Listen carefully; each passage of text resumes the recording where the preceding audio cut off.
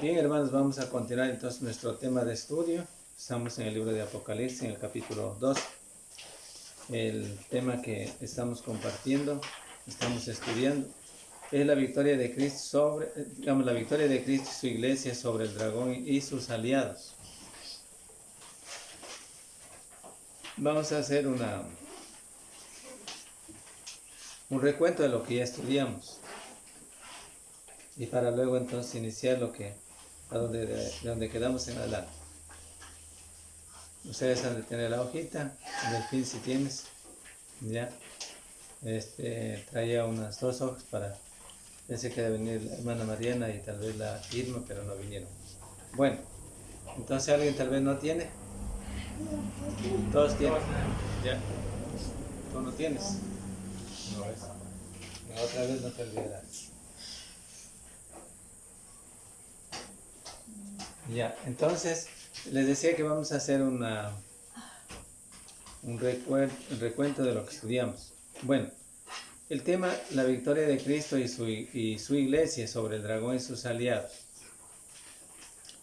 En el versos 12:1, las señales son cuadros y a veces detallados que presentan una lección, porque una lección para nosotros es importante en este caso, como en el caso de una parábola. Tampoco debiéramos en este caso no hemos de forzar cada detalle, sino sencillamente ver el punto principal de la lección. Ahora bien, lo que se habla de señales. Ahora bien, dice ahí más adelantito, dice una mujer. Ella representa a todo el pueblo de fiel, todo pueblo fiel, o sea, todo el pueblo fiel de Dios, y no solamente al pueblo del Antiguo Testamento, sino también hablando también en el Nuevo Testamento. Ya. Bueno, las frases vestida y luego dice estrellas, ¿no? Ahí mismo en el mismo verso ustedes han de encontrar señales. En el cielo una gran señal, una mujer vestida de sol, con la luna debajo de sus pies y sobre su cabeza una corona de oro de 12 estrellas. O sea, vestida, ¿no? Y al mismo tiempo estrellas, dice ella. Ya, bueno, significa que tiene toda la verdad, ¿no? Que ella vestida de suma luz, o sea, de mucha luz, ¿no? Que simbólicamente significa que tiene toda la verdad revelada por Dios. ¿Ya? Esta mujer. En el versos 2, que también topamos, y estando encinta clamaba con dolores de parto, en la angustia del alumbramiento. Ya. Desde la promesa del Génesis 3:15, el remanente fiel del pueblo de Dios esperaba la venida del Mesías. Ya, porque estaba ya en el Génesis 3:15, estaba dicho en definitiva que habría un Salvador o un Mesías. Ya. Y luego Cristo es la simiente de la mujer, nacido de mujer, porque así dice la Biblia, según la carne, ¿no? Ya. Ahora pasamos al versos 3 y ahí nos damos cuenta, a ver el versos 3, si no noté bien.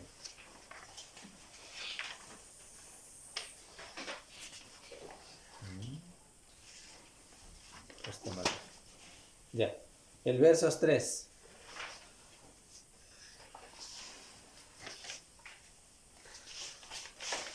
Lo que decía ahí en el versos 3 era que también apareció otra señal, dice versos 3. En el cielo, he aquí un gran dragón, escarlata, que tenía 7 cabezas y 10 cuernos, y en sus cabezas 7 diademas. Bueno, así dice el texto. El dragón no se vio precisamente en el cielo, sino esta era una señal del cielo. Sí, era una señal del cielo. Es una señal desde el punto de vista del cielo. Ya.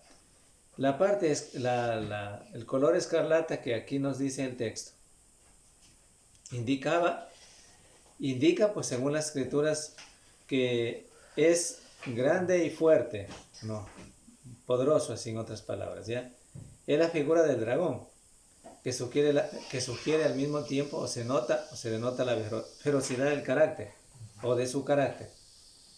El color escarlata indica su forma de ser o de hacer homicidio. Así sería en ese sentido. Pero tomemos en cuenta que se identifica en ese sentido como Satanás y el diablo, porque así también encontramos en otros textos que ya los leímos ese día, que es el mismo. Satanás y el diablo es el mismo. Y las 7 cabezas que indicaba sabiduría completa de este dragón, que simbolizaba y simboliza a Satanás, que tiene fuerza, que tiene sabiduría también en ese sentido, en su obra destructora, por supuesto que sí. Y los 10 cuernos con mucho poder dentro de su campo de actividad, o sea, de la maldad. Los 10 cuernos. También dice 10 diademas. A ver, 7 diademas, perdón. 7 diademas, que vino a significar una corona. Ya, luego, de todo era una corona. Aquí la idea de tener Satanás realeza, porque de eso se trataba. O sea, es el príncipe de la potestad del aire, que eso nos dice en Efesios capítulo 2, versos 2. Ya, y luego también vimos el versos 4, porque ahí quedamos. Ya. Ahí dice que tenía una cola larga, muy larga, que arrasaba la tierra. Era símbolo del gran poder de Satanás, ¿sí? Y el furor con que su obra se daba. Y es así, ¿no?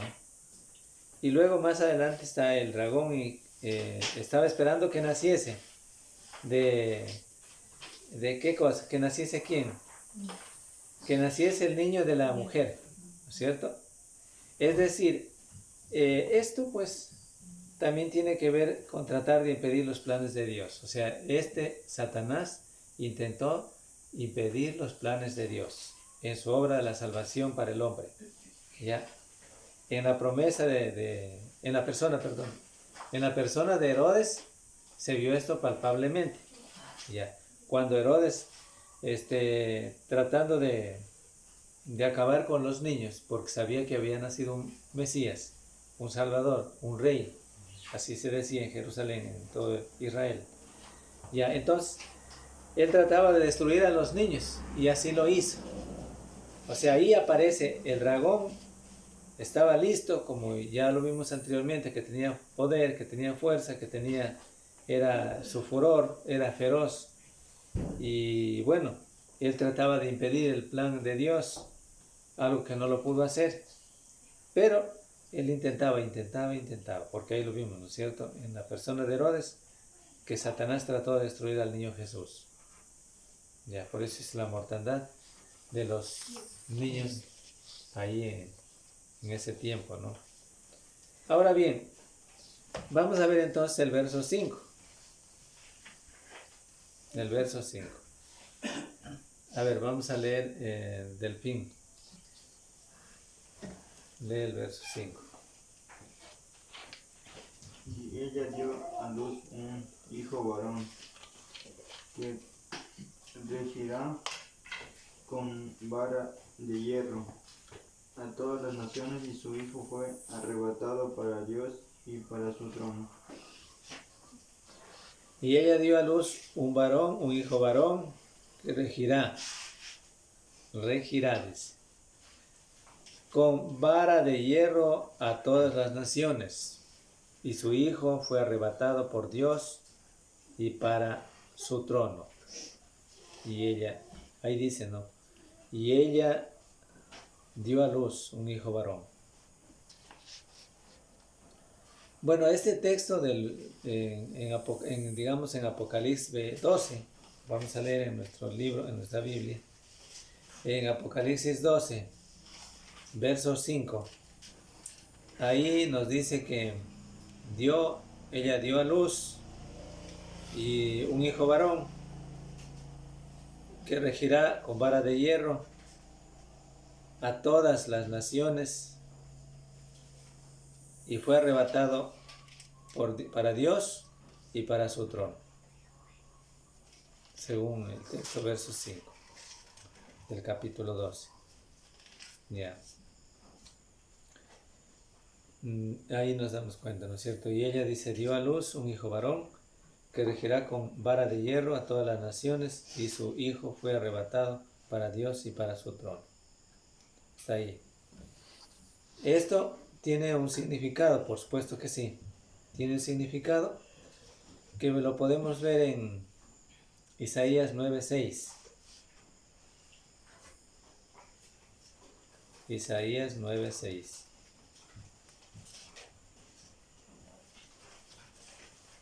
A ver, lee otra vez del fin. Isaías 9:6.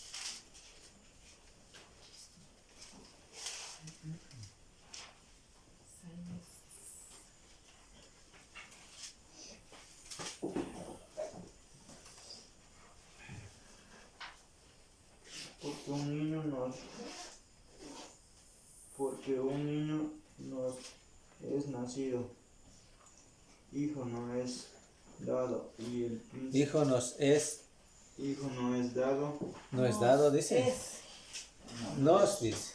nos es dado. dado, y el principado sobre su hombro, y se llamará su nombre admirable, consejero, Dios fuerte, Padre eterno, príncipe de paz. Ya. Bueno, de ahí entonces se refiere a Jesucristo. O sea, el hijo varón que dice que la mujer dio a luz, se refiere a Jesús. Pero tenemos que entender bien porque el texto está hablando de la encarnación de Cristo. O sea que Cristo, Dios, dejando su trono, vino a la tierra, se encarnó naciendo de María, sí, nació de María, que se llamó el Hijo de Dios.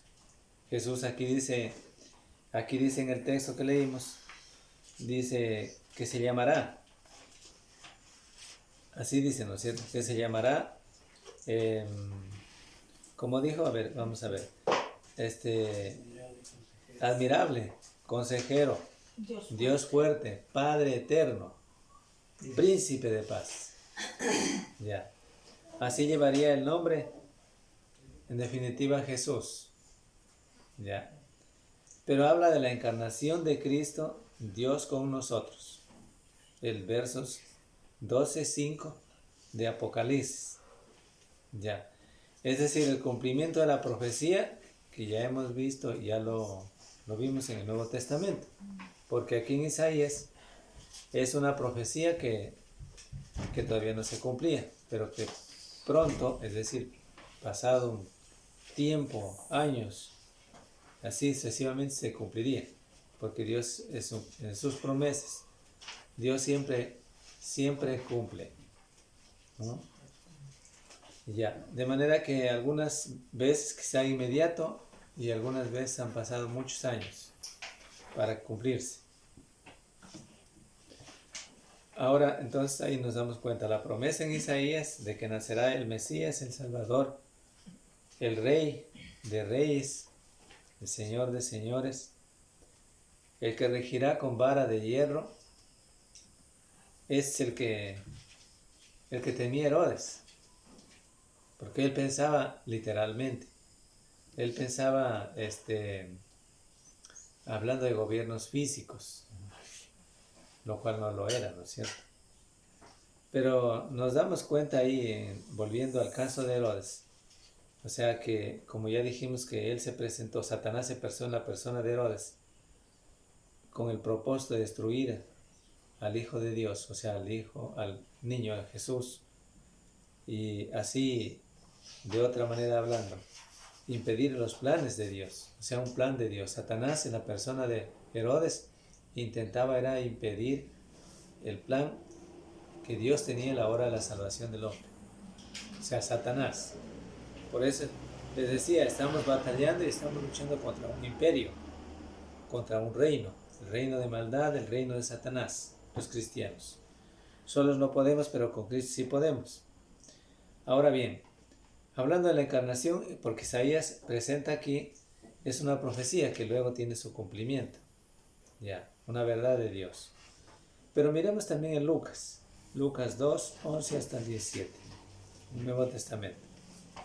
Lucas 2, 11 hasta el 17.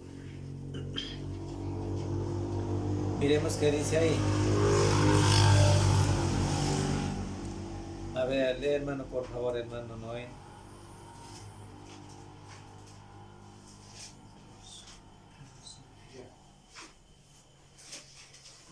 Que os ha nacido hoy en la ciudad de David un Salvador, que es Cristo el Señor. Esto os servirá de señal: hallaréis un niño envuelto en pañales, acostado en un pesebre. Repentinamente apareció con él el ángel, una multitud de las huestes celestiales que alababan a Dios y decían: grande Dios en las alturas y en la tierra paz, buena voluntad para con los hombres. Sucedió que cuando los ángeles se fueron de ellos al cielo, los pastores se dijeron unos a otros: pasemos pues hasta Belén y veamos esto que ha sucedido y que el Señor nos ha manifestado. Vinieron pues apresuradamente y hallaron a María y a José y al niño acostado en el pesebre. Al verlo, dieron a conocer lo que se les había dicho acerca del niño. Ya, gracias, hermano. Entonces, como ustedes pueden ver ahí, este es el cumplimiento de la promesa de Isaías. Mientras en el libro de Isaías hay una promesa de que nacerá el Hijo de Dios, Jesucristo, y la hora de la encarnación, ya nos damos cuenta que aquí en el Nuevo Testamento tiene su cumplimiento, de lo cual habla aquí también el libro de Apocalipsis, ¿ya? Que ella dio a luz un hijo varón, versos 5 de Apocalipsis 12, ya. Entonces, se presenta aquí ya el hecho de la profecía, ya su cumplimiento. Ella dio a luz un hijo varón, ya. Pero aquí ya lo detalla, ¿no es cierto? Cómo fue y todo eso, cuál era la ciudad de David, cuál era la ciudad que se llamaba la ciudad de David, cuál era. Belén. Belén, ¿sí? En Belén nació Jesús, ¿sí? Y bueno, los pastores que vieron ese acontecimiento de los ángeles, el anuncio de los ángeles, ellos fueron a adorar a Jesús porque ellos creyeron definitivamente tal como se dio. Pero tomemos en cuenta nosotros algo que también tenemos que decir cuando estudiamos este tema. Es que Dios siempre se manifestó a la gente humilde. A la gente humilde. ¿Quiénes eran los pastores? Gente humilde, o sea, gente que vivía en el campo cuidando ovejas, rebaños. Gente humilde. ¿Por qué no se presentó a Herodes? Herodes tenía una condición diabólica en cierto sentido. ¿Por qué? Porque la intención era hacer siempre mal. ¿Ya? Y así fue porque lo estamos viendo a través de las escrituras. La vida de él totalmente contraria a la voluntad de Dios, y que la intención que tenía era netamente carnal. Matar, y hizo una matanza de niños. Eso era desastroso. Satanás luchando contra el Dios del cielo, en ese sentido queriendo impedir el plan de Dios. ¿Sí? Eso es lo que nos dice Apocalipsis. Pero no lo logró. No es que porque era el dragón, porque Satanás también tiene poder, es furioso, actúa como un dragón, o sea, con la fuerza, con la majestad, no es invencible. Fue vencible. No es que no es invencible. Sí se puede vencer. Eso para darnos a conocer el libro de Apocalipsis, para dar también consuelo a los cristianos de que sí podemos vencer, ¿ya? Porque ahí nos cuenta, como ya vimos anteriormente en el tema, era precisamente la victoria de Cristo y su iglesia sobre el dragón, o sea, sobre Satanás y sobre todos sus aliados. O sea, eso nos da esperanza de que sí podemos. O sea, no estamos en algo que no podemos, o sea, sí podemos vencer la obra del diablo. Pero nótese claramente que el libro de Apocalipsis, aunque presenta este tema de esta manera, que podemos vencer, podemos salir vencedores los cristianos, tenemos que prepararnos, ¿sí? Y tenemos que luchar, emprender una batalla continua sobre las fuerzas del mal. Que no es con armas, sí no es con armas. Que es con conocimiento de las escrituras, con la habilidad y la capacidad que Dios nos da. Con conocimiento que Dios nos da, desde luego. Porque la única arma defensible del cristiano para defenderse de Satanás es el Evangelio. No es un machete, no es una carabina, no es ninguna de esas cosas. Es el Evangelio. Entonces, quien adquiere conocimiento de Dios, estudia la palabra de Dios, está preparándose, listo, está preparándose cada día para vencer la artimaña del diablo. Y eso es lo que nos llama Dios, la atención a cada uno individualmente, por cierto, que luchemos contra las fuerzas del mal en este libro, para hacernos conocer la importancia que tiene, ¿no? Ahora vamos a ver otro texto, vamos a ver en Mateo 1, 21 al 23. Mateo 1, 21 al 23.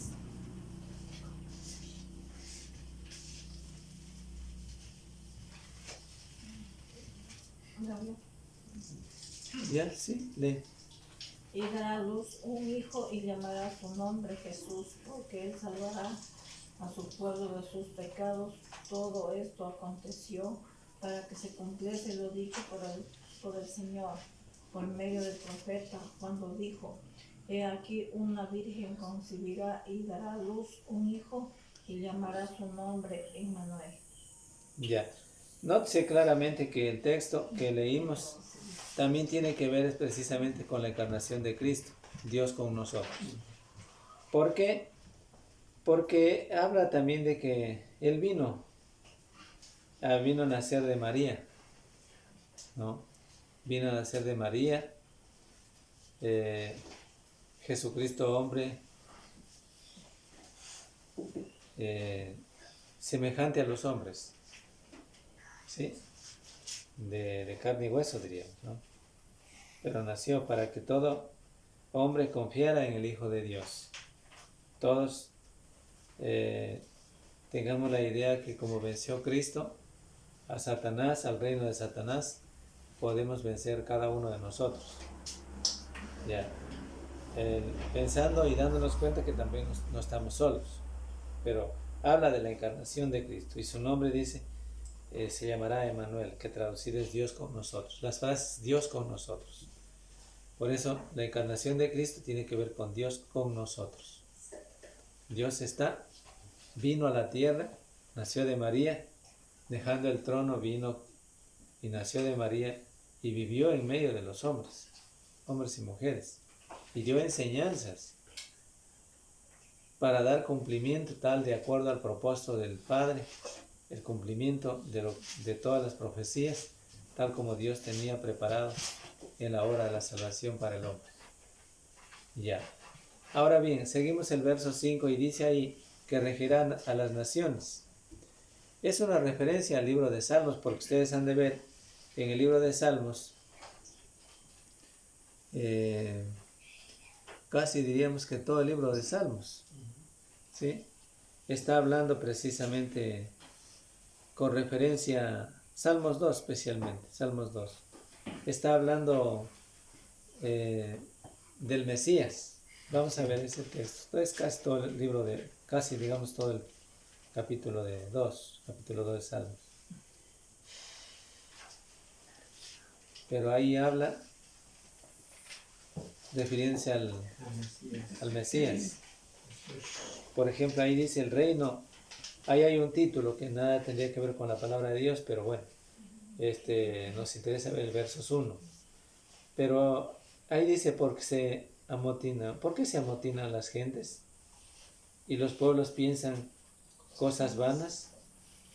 Se levantarán los reyes de la tierra y los príncipes consultarán unidos contra Jehová. A ver, consultarán, dice. Conspirarán. A ver.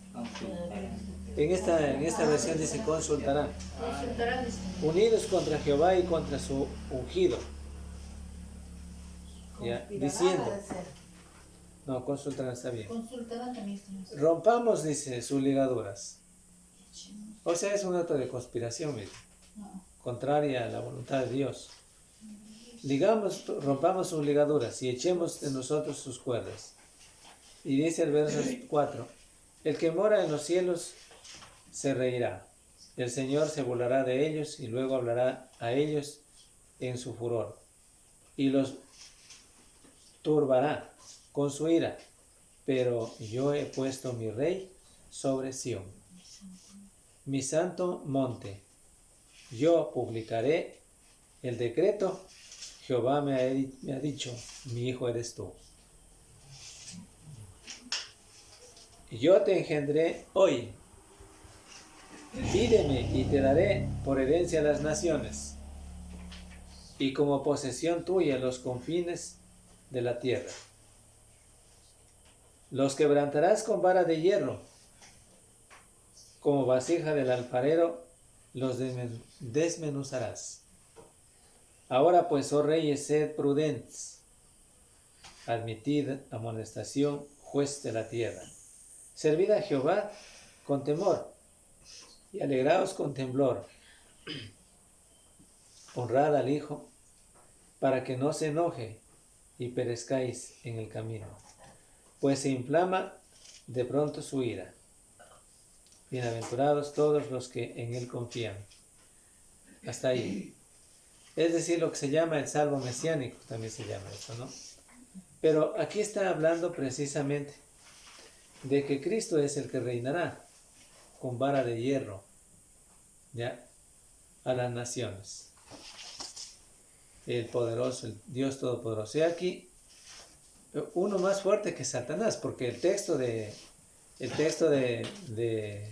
Apocalipsis en el capítulo 12, verso 5, ya nos podemos dar cuenta claramente, según el texto, que si Satanás es tan fuerte, tan astuto, tenía sabiduría, tenía capacidad, ¿ya?, se levanta otro que es superior a él, ¿ya?, y es Cristo, el Hijo de Dios, que se levanta sobre todo el imperio del diablo en este caso.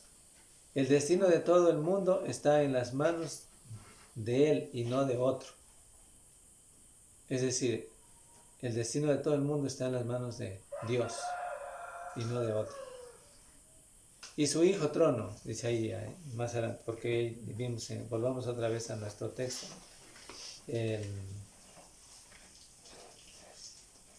12:5 de Apocalipsis. Decía ahí, su hijo fue arrebatado para Dios y para su trono. Ya. Ese verso es simbolismo, es decir, cubre la encarnación, el misterio personal de Jesucristo sobre la tierra y la ascensión a los cielos, después de su resurrección. ¿Ya? Porque podemos ver también Efesios 1:20 al 23. Efesios 1:20 al 23. Vamos a ver el texto. Porque recordemos que el verso 5 decía, y ella dio a luz un hijo varón, que regirá con vara de hierro a todas las naciones, y su hijo fue arrebatado para Dios y para su trono.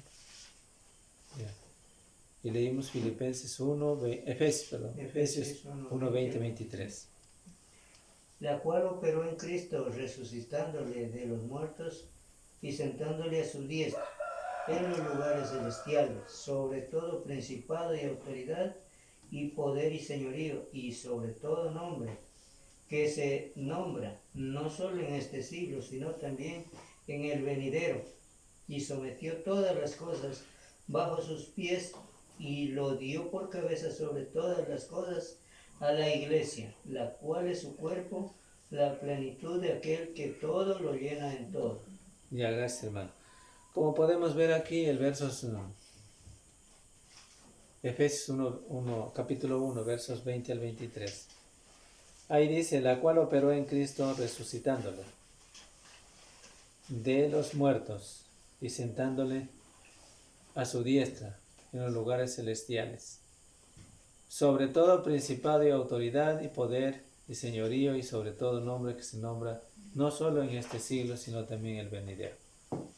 Y sometió todas las cosas bajo sus pies y lo dio por cabeza sobre todas las cosas a la iglesia.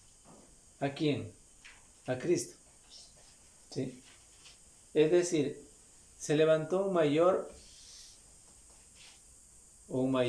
¿qué diríamos? Se levanta un reino mayor, ¿ya? Un rey mayor, ¿sí? Que es Cristo, ¿sí? Dando énfasis claramente que si bien era cierto, y si bien es cierto que aquí, en este verso 5, y en todos los versos anteriores que leímos, se presentaba como Satanás al parecer invencible, se levantó otro que era superior a Satanás, ¿sí? Que fue Cristo, el que vence y arrasa con todo este imperio del diablo, ¿ya? Ahí nos damos cuenta. En el cual tenemos esperanza. Y que la iglesia, y dice que a la iglesia lo dio como cabeza. Y por eso sabemos definitivamente que la iglesia tiene una cabeza que es Cristo. Pero nótese claramente que cuando hablamos de cabeza, no es una cabeza terrenal. ¿Sí? No es una cabeza terrenal que está en Roma, ¿no? Sino que es Cristo, el Hijo de Dios, que está sentado a la diestra de Dios Padre, ¿ya? A la derecha de Dios, ¿ya? Entonces desde ahí dirige, gobierna a su iglesia, y los cristianos están puestos para vencer, entonces, para luchar contra el imperio de las tinieblas, ¿sí? Eso sí debe entenderse claramente, porque eso lo dice el texto bíblico de manera clara. Y Hechos en el capítulo, Filipenses 2, 8 al 11. Filipenses 2, 8 al 11. Y estando en la condición de un hombre, se humilló a sí mismo, haciéndose obediente hasta la muerte, y muerte de cruz. Por lo cual Dios también le exaltó hasta lo sumo, y le dio un nombre que es sobre todo nombre, para que en el nombre de Jesús se doble toda rodilla de los que están en los cielos y en la tierra y debajo de la tierra, y toda lengua confiese que Jesucristo es el Señor, para gloria de Dios Padre. Ya, gracias. Entonces, como ustedes pueden ver, otra vez denota la encarnación de Jesús, aquí, del Hijo de Dios. Porque ahí dice, y estando en la condición de hombre, se humilló a sí mismo, haciéndose obediente hasta la muerte en la cruz. ¿Ya? Él vino a cumplir un propósito del Padre. ¿Ya? Así lo hizo. Venciendo al reino de las tinieblas, venciendo a Satanás, doblegándola a Satanás. Bien.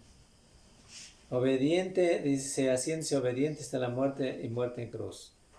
Por lo cual, dice, Dios también lo exaltó. Lo exaltó, ¿no?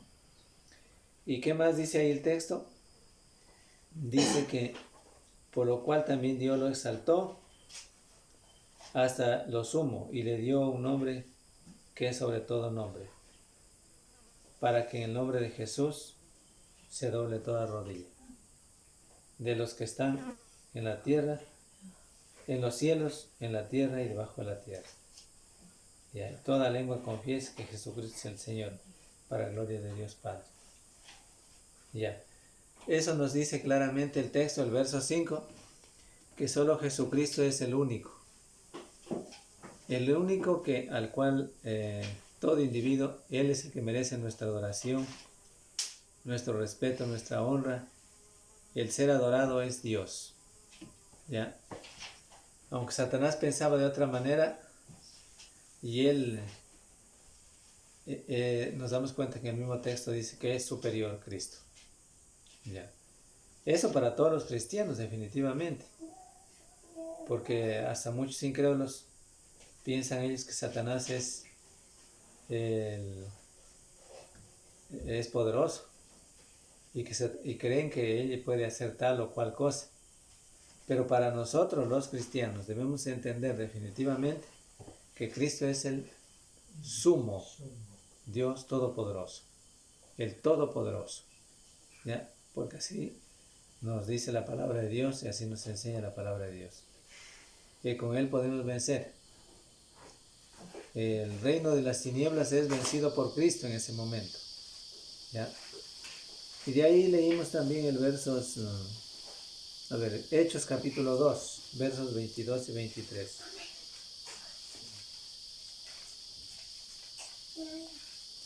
Jesucristo hecho hombre, porque de eso se trata el verso 5. Vino a la tierra para enseñarnos cómo debemos vencer al reino de las tinieblas. Hechos 22, 2, 22 y 23 o al 33. Hechos 2, 22 hasta el 33. 22. Ya dice así, Hechos 2, 22 al 33. Israelitas, oíd estas palabras. Jesús Nazareno, varón aprobado por Dios entre vosotros con las maravillas, prodigios y señales que Dios hizo entre vosotros por medio de él. Como vosotros mismos sabéis, a este, entregado en el determinado consejo y anticipado conocimiento de Dios, prendisteis y matasteis por mano de inicuos, crucificándolo. Y Dios lo levantó, sueltos los dolores de la muerte, por cuanto era imposible que fuera retenido por ella.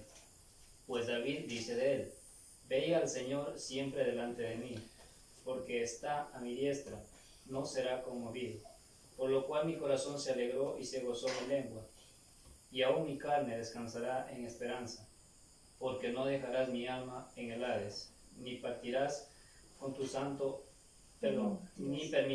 tu santo vea corrupción.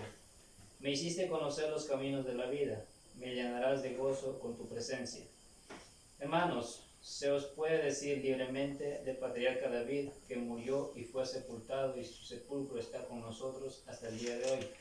Pero siendo profeta y sabiendo que con juramento Dios le había jurado que de su descendencia, en cuanto a la carne, le levantaría al Cristo para que se sentara en su trono. Viéndolo antes, habló de la resurrección de Cristo, que su alma no fue dejada en el Hades, ni su carne vio corrupción. A este Jesús resucitó Dios, de lo cual todos nosotros somos testigos. Así que exaltadlo por la diestra de Dios, y habiendo recibido del Padre la promesa del Espíritu Santo, ha derramado esto que vosotros veis y oís. Ya, gracias. Entonces aquí está, ¿no es cierto?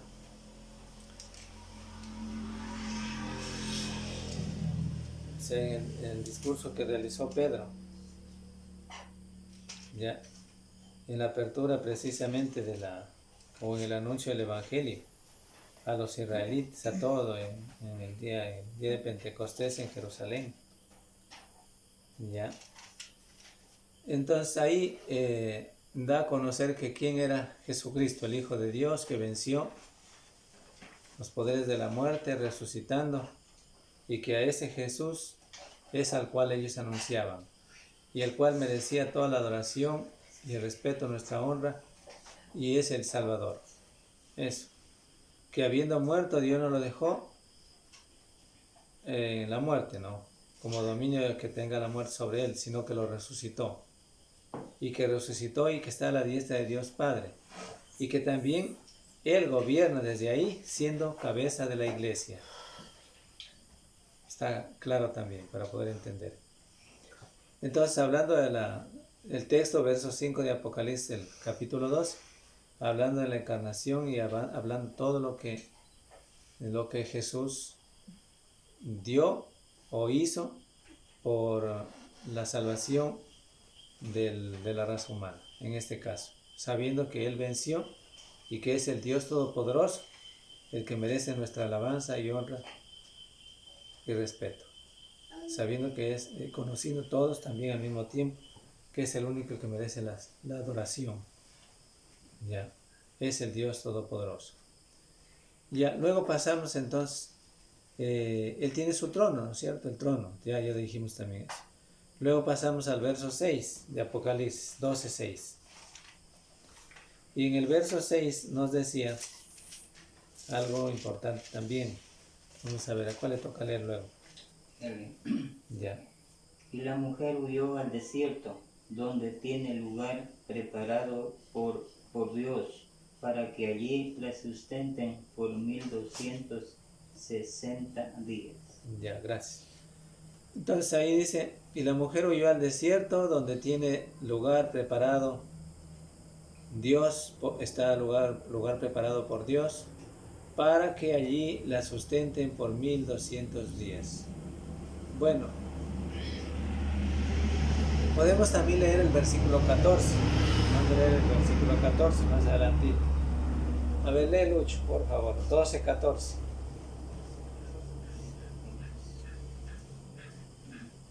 Ya. Ahí ya, toma un poco de agua.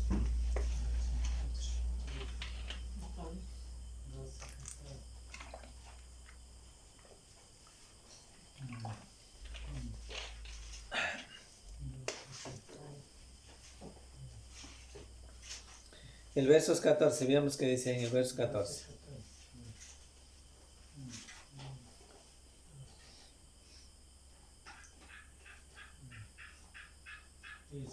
Y se le dieron, no es nuestro verso. Ese mismo es. Y se le dieron, y se le dieron a la mujer las Dos alas. las dos alas de la gran águila, para que volase delante de la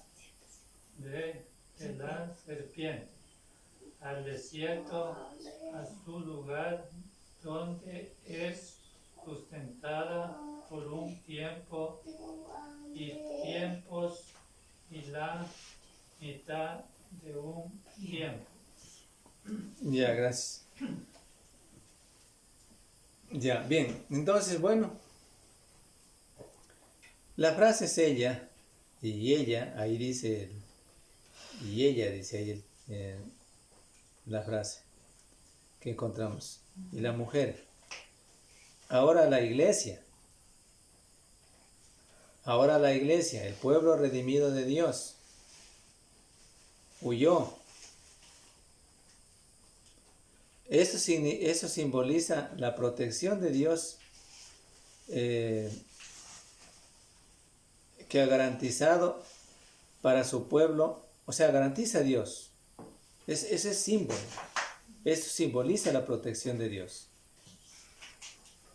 El diablo no puede vencer a la iglesia, porque aquí también tenemos que darnos cuenta que ahora ella, como dice aquí el texto, ahora es la iglesia, el pueblo redimido de Dios. El que se le dio la alternativa de huir, ¿no? Huyó. Ahí dice, al desierto, ¿qué decía ahí? Huyó, se preparó, ya, bueno, huyó al desierto. Bueno, pero huyó. Pero ahora es una cosa importante que tenemos que entender nosotros aquí. Es que se refiere a la iglesia, al pueblo redimido de Dios. ¿Ya? Y también esto simboliza la protección de Dios que le da a la iglesia. O sea, la iglesia no está desprotegida. La iglesia tiene la protección divina. La iglesia, Dios le ha garantizado su protección. Está garantizada. Ustedes quizá algunas veces han de oír, quizás en nuestro estado, en nuestro pueblo, que esto que está haciendo se está garantizado por la ley. Ya, eso quiere decir que lo que se hace debidamente, de acuerdo al orden, por cierto, le garantiza la ley. Hay leyes que le protegen al ciudadano, en otras palabras. En el caso de aquí, hablando en la parte espiritual, los cristianos, la iglesia, porque el cristiano la iglesia no es uno solo, sino varios. Conjunto de cristianos conforman la iglesia. La iglesia está siendo protegida por Cristo. ¿Sí? Es protegida por Cristo. No está desamparada. ¿Ya? Y por eso seguramente ustedes han de ver en algún momento, al parecer las iglesias de Cristo, bueno, la iglesia de Cristo no se pierde.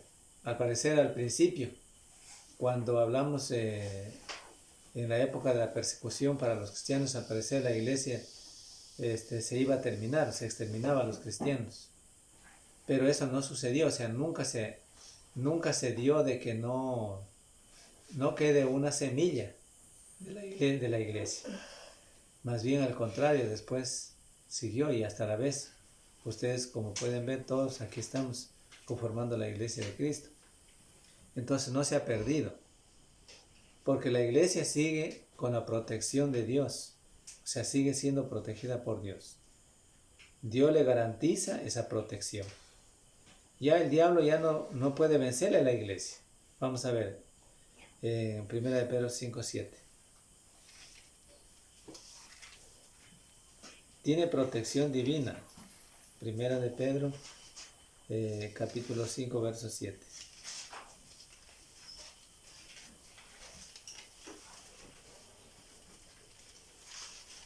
A ver, lea usted, hermana, por favor. Echando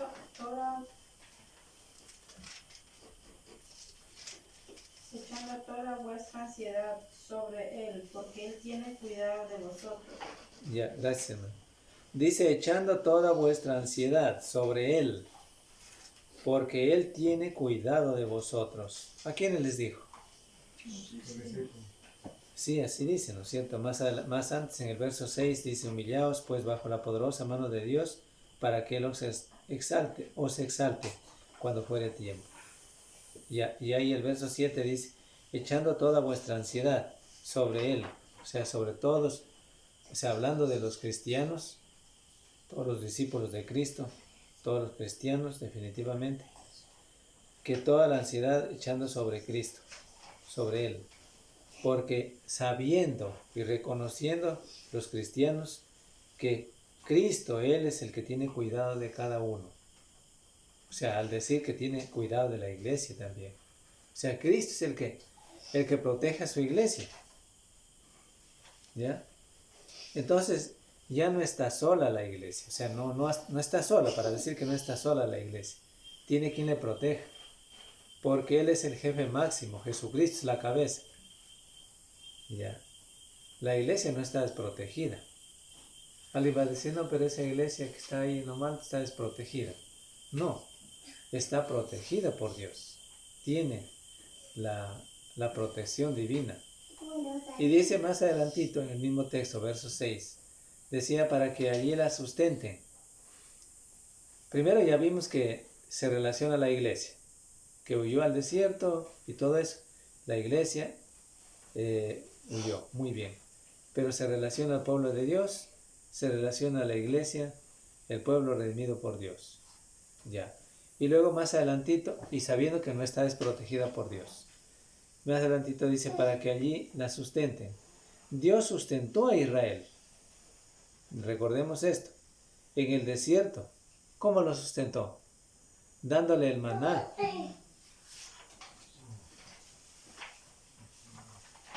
Ya.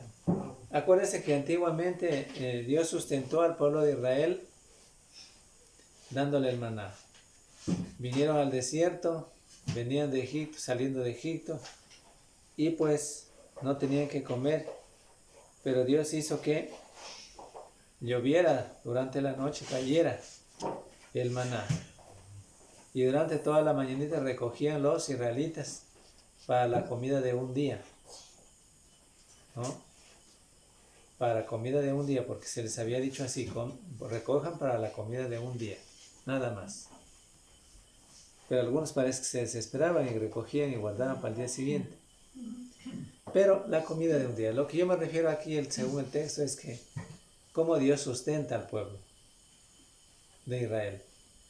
Ya, ahora en el Nuevo Testamento, cuando hablando para que allí la sustenten, ¿cómo sustenta Dios a la iglesia?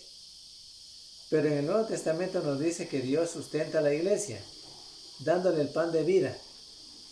Vamos a leer en Juan 6, 32 y 35. Delfín. Lee Delfín. Juan 6, La hoja está con que 32 y 35.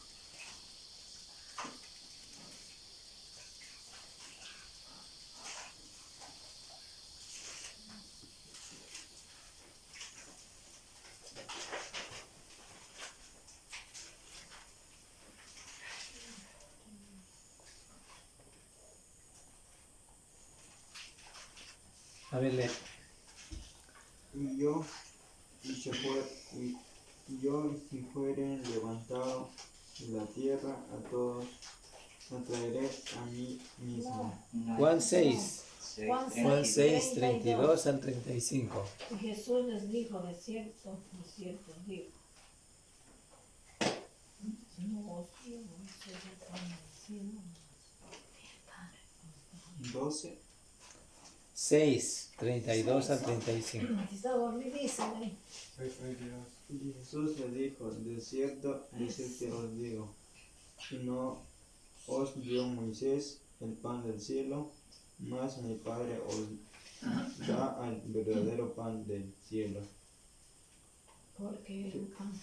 Porque el pan de Dios es aquel que descendió del cielo y da vida al mundo. Y dijeron, Señor, danos siempre este pan.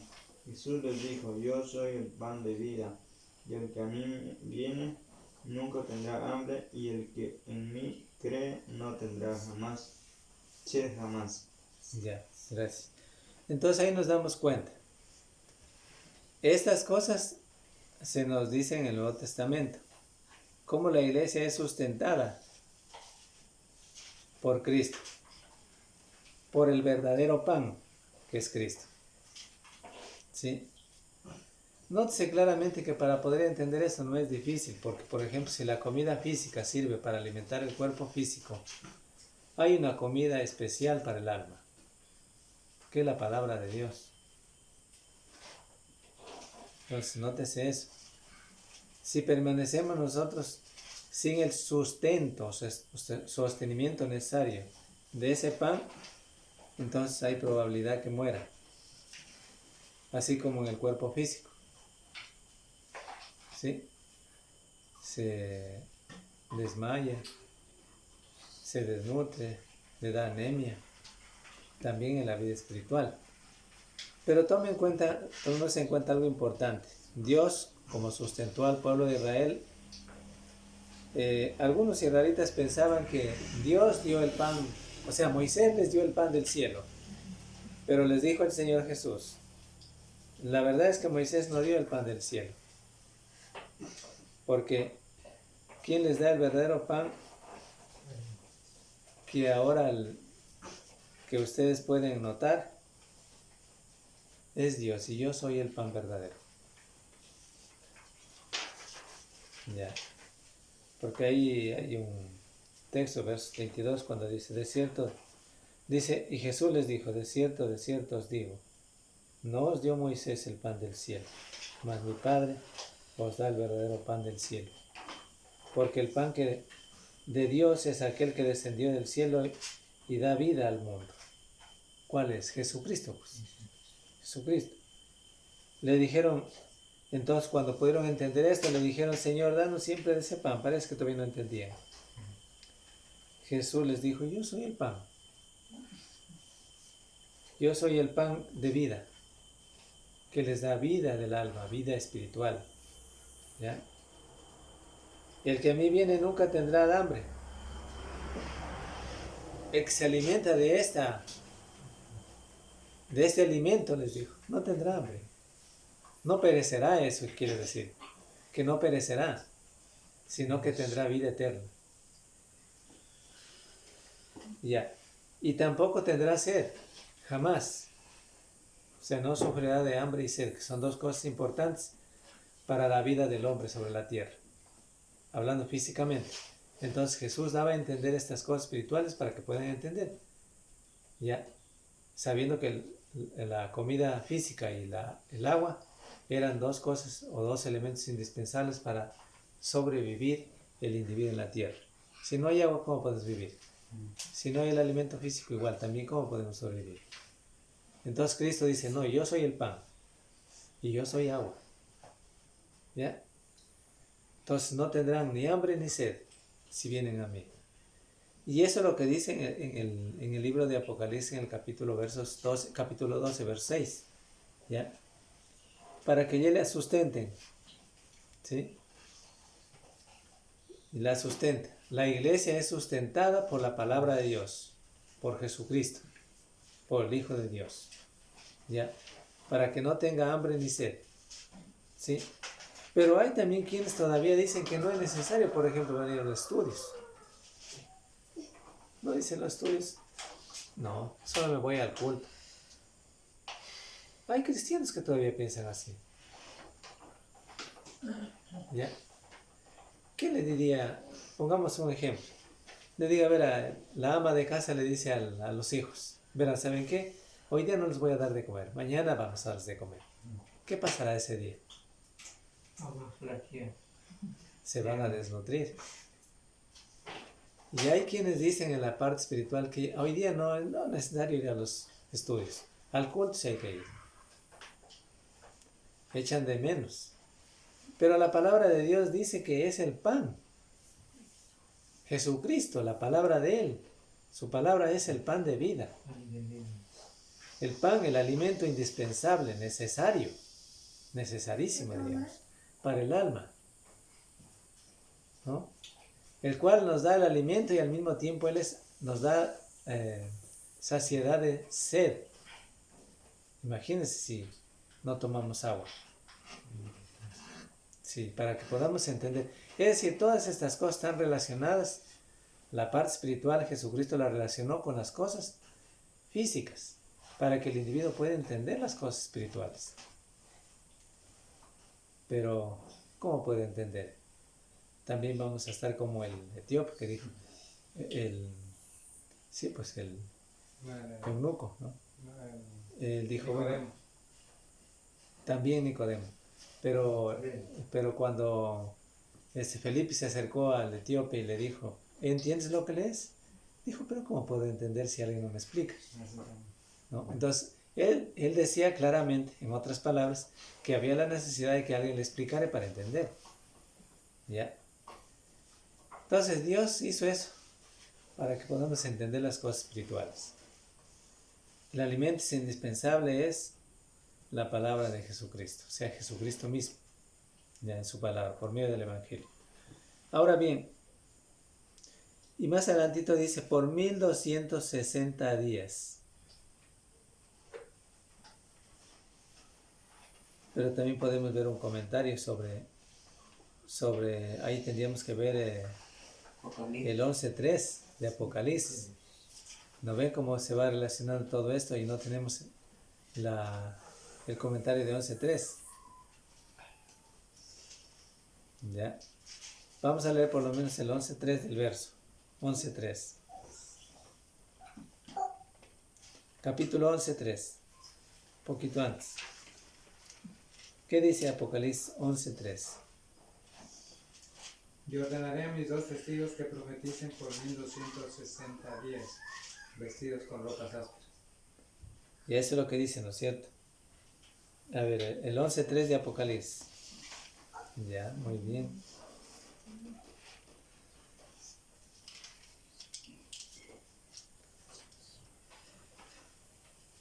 Y daré a mis 2 testigos que profeticen por 1260 días, vestidos de silicio. Sí dice, los testigos. Ahora bien, entonces,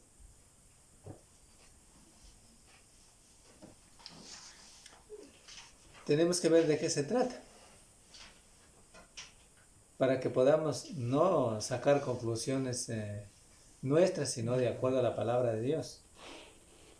Pero aquí dice claramente, desde el verso 11, del capítulo 11, versos 1, entonces me fue dada una caña semejante a una vara de medir, y se me dijo, levántate y mide el templo de Dios, y el altar, y a los que adoran en él. Pero el patio que está fuera del templo, déjalo aparte. y no lo midas, porque ha sido entregado a los gentiles, y ellos hollarán la ciudad santa 42 meses. Y daré a mis 2 testigos que profeticen por 1260 días vestidos de cilicio. Estos testigos son los 2 olivos y los 2 candeleros que estarán en pie delante de Dios, del Dios de la tierra. Si alguno quiere dañarlos, sale fuego en la boca de ellos y devora a sus enemigos. Y si alguno quiere hacerles daño, debe morir él de la misma manera. Bueno, este texto de los 2 testigos que dice aquí en el texto, capítulo 11 de Apocalipsis, lo vamos a ver en la próxima lección. Mira, porque también es un tema de estudio. ¿Ya? Ahora vamos a ver, para terminar con el verso 7. Después dice, hubo una gran batalla en el cielo. Voy a señalar yo también esta parte, ¿no?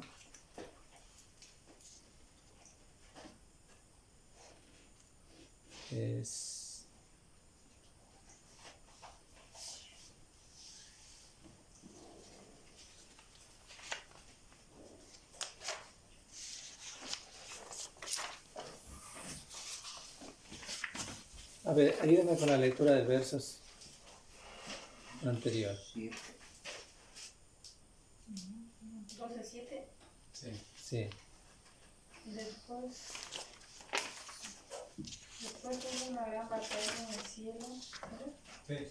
Sí, es mi Miguel y sus ángeles luchaban contra el dragón, y luchaban el dragón y sus ángeles. Ya, entonces el verso 7 del capítulo 12, ¿no es cierto? Dice, y después hubo una gran batalla en el cielo, Miguel y sus ángeles luchaban contra el dragón, y luchaban el dragón y sus ángeles. Ya. Una gran batalla en el cielo, dice el texto. No se trata de algún evento literal, porque no lo es, sino un evento simbólico. Tomemos en cuenta eso, que el libro de Apocalipsis simbólicamente está representando y diciendo y dando mensajes exclusivamente a la iglesia o a los cristianos. Simbólico, que representa o que presenta el conflicto entre el bien y el mal. Entre eso también ustedes deben señalar si tienen una esferita. El bien y el mal, un conflicto entre lo verdadero y lo falso. ¿Ya? El bien es dirigido por Miguel y sus ángeles. Y el mal es dirigido por Satanás y los suyos, o sea, todos los coidarios de él. Como lo vimos, por ejemplo, recordemos otra vez lo que vimos ahí en la matanza de los niños, a Herodes, y todos los que practican todas estas cosas, contrarias a la voluntad de Dios. Satanás tiene sus secuaces, ¿no? Los que están en contra de Cristo. ¿Ya? Y ahí Miguel dice, miremos en Daniel 10, 13 al 21. Daniel 10, 13 al 21.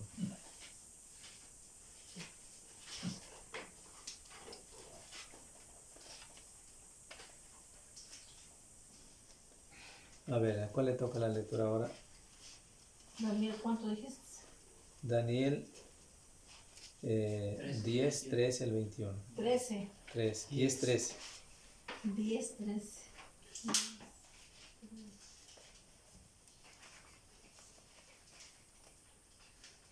Mas el príncipe del reino de Persia se me opuso durante 21 días, pero he aquí Miguel, uno de los principales príncipes, vino para ayudarme y quedé allí con los reyes de Persia. He venido para hacerte saber lo que ha de venir a tu pueblo en los postreros días, porque la visión es para esos días. Mientras me decía estas palabras, estaba yo con los ojos puestos en la tierra, enmudecido, pero he aquí con He aquí, uno con semejanza de hijo de hombre tocó mis labios. Entonces abrí mi boca y hablé y dije al que estaba delante de mí: Señor mío, con la visión me ha sobrevenido dolores y no me queda fuerza. ¿Cómo pues podré el siervo de mi Señor hablar con mi Señor? Porque al instante me faltó la fuerza y no me quedó aliento. Aquel que tenía semejanza de hombre me tocó otra vez y me fortaleció y me dijo: muy amado, no temas, la paz sea contigo, esfuérzate y aliéntate.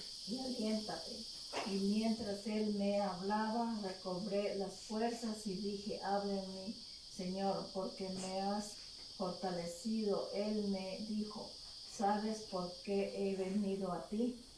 Pues ahora tengo que volver para pelear contra el príncipe de Persia, y al terminar con el príncipe de Grecia vendrá.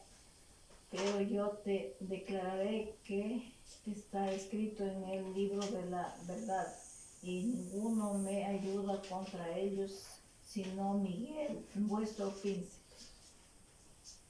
Hasta el 21, ¿cierto? Ya, entonces ahí nos damos cuenta que esta visión que está en el libro de Daniel, porque es una visión de Daniel, en el Antiguo Testamento, lo que está relacionado en Apocalipsis 12:7, Miguel y sus ángeles luchaban contra el dragón y luchaban el dragón y sus ángeles, es decir, la gran batalla que existe entre... Ya les decía que no se trata de un evento literal, sino de un evento simbólico que representa el conflicto entre el bien y el mal, o sea, entre la batalla de los que practican el bien y de los que hacen el mal. Y aquí es dirigido por Miguel y sus ángeles, y luchando contra, se aparece aquí en el texto, luchando contra el mal que poseía Satanás y los suyos, todos los suyos. Ya. Entonces, aquí en el texto que leímos, esta visión que vio Daniel, el ángel Miguel se presenta como el defensor del pueblo de Dios. Es precisamente el defensor del pueblo de Dios. ¿Sí? Es el defensor. Así podemos entenderlo, porque hay otros textos que también lo dicen en Judas 9. Judas 9.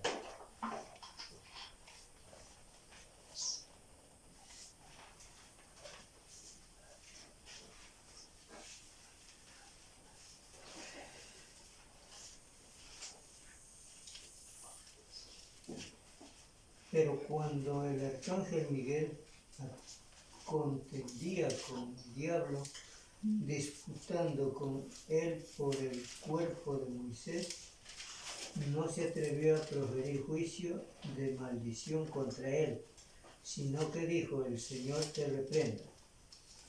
Ya, gracias, hermano. Entonces nos damos cuenta que casi en todo el tiempo, desde también el Antiguo Testamento y también el Nuevo Testamento, nos damos cuenta que nos habla de este ángel. Ahí dice el arcángel Miguel, en el texto que leyó el hermano. Ya, pero él se presenta como el defensor del pueblo de Dios. Ya, eso quiere decir que volvimos otra vez a retomar lo que dijimos antes. Jesucristo siempre nos protege. ¿Ya? Siempre está protegiendo a su iglesia, en todo momento. Está listo para salir en defensa de su iglesia. O sea, no está sola la iglesia, ¿no? Y pues, en definitiva, hasta el arcángel Miguel, que nos dice en este texto de Apocalipsis, se presenta como el defensor del pueblo de Dios. De eso se trata. Aquí en el texto que leyó el hermano, era en Judas, ¿no es cierto? En Judas capítulo, versos 9, porque solamente tiene un capítulo. Entonces en el versos 9, Judas 9 es el texto que nos dice ahí. Decía, ¿qué nos decía? Pero cuando el arcángel Miguel contendía con el diablo, disputando con él por el cuerpo de Moisés, no se atrevió a proferir juicio de maldición contra él, sino que dijo, el Señor te reprende. Ya. Según el texto que encontramos aquí, él se presenta como el defensor. O sea, se presenta siempre como el defensor de parte de Dios. Este arcángel o este ángel, Miguel. Claro que nosotros no lo estamos viendo, ¿no es cierto? Porque este es un ser, sí, es un ser, claro, sí, por cierto, sí, hay que reconocer eso. Pero no lo vemos, no es visible.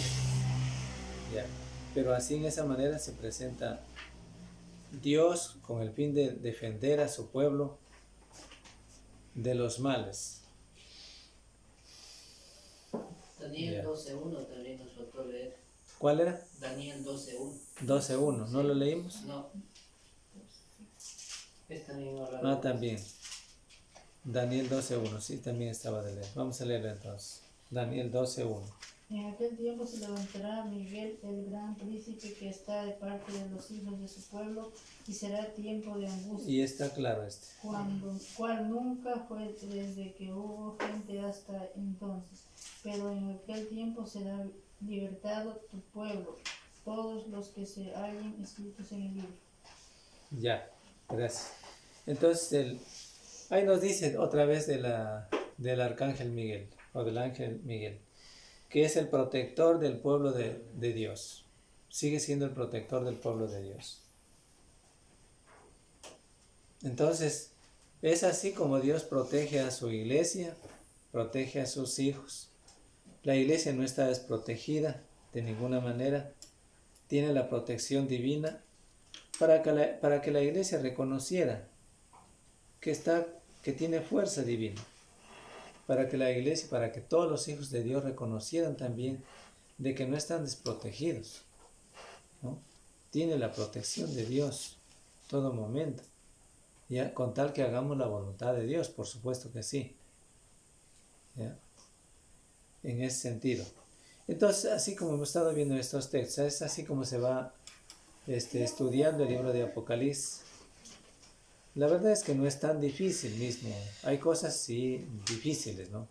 O sea, pero no es imposible entender el libro de Apocalipsis. ¿Ya? Se puede entender, hay que estudiar, hay que investigar también para que se pueda seguir entendiendo el libro de Apocalipsis, las enseñanzas, porque son enseñanzas importantísimas. Porque estos textos, no hay duda que para los primeros cristianos, también cuando ellos entendieron esta parte, les trajo gran consolación, esperanza de la vida eterna, sabiendo que no estaban desprotegidos, sabiendo que la iglesia no estaba sola. Porque imagínense en el tiempo de la persecución, hablándose mucho tiempo atrás, cuando había la persecución para los cristianos. Entonces, ellos no estaban desprotegidos, sintieron la protección de Dios, salieron adelante, nunca estuvieron dispuestos a abandonar a Dios, ¿no? Sino que estuvieron dispuestos a la perseverancia.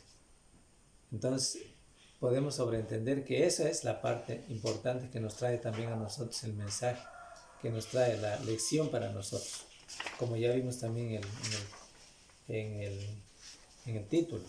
La victoria de Cristo y su iglesia sobre el Satanás, sobre Satanás y sus aliados.